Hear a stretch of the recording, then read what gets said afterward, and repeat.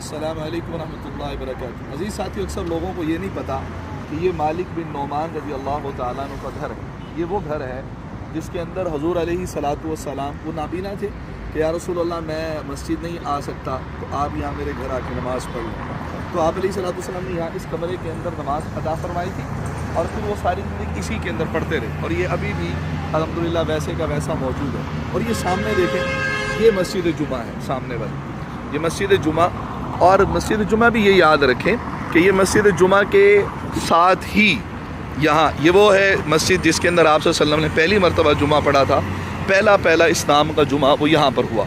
और इसी से यानी इसी चौक से अगर आप इस तरफ जाएंगे तो सामने मस्जिद कुबा है, ठीक है। और अगर आप इस तरफ चले जाएं परली तरफ को रोड से, तो फिर ये मस्जिद नबवी आ जाती है। ये सामने मस्जिद कुबा है, ठीक है।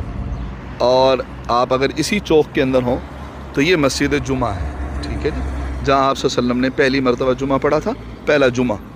और इसी के सामने ये याद रखें, अक्सर लोग यहाँ ये भूल जाते हैं कि ये वाली जो जगह है, ये जो गाड़ी से इधर ये देखें, ये जो बंद हुई पड़ी है, यहाँ आप जाएंगे तो ये हज़रत मालिक बिन नोमान जो नाबीना सहाबी थे उनका घर है।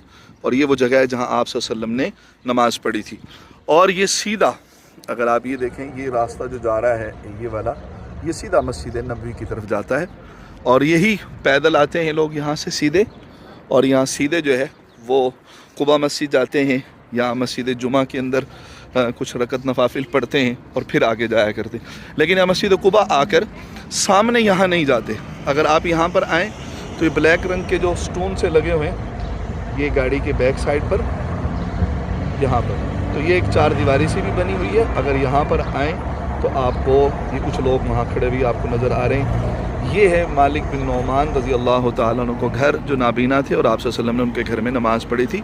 और आज भी वो वहाँ जगह मौजूद है, इसकी भी ज़ियारत करनी चाहिए। अस्सलामु अलैकुम रहमतुल्लाहि व बरकातुहू।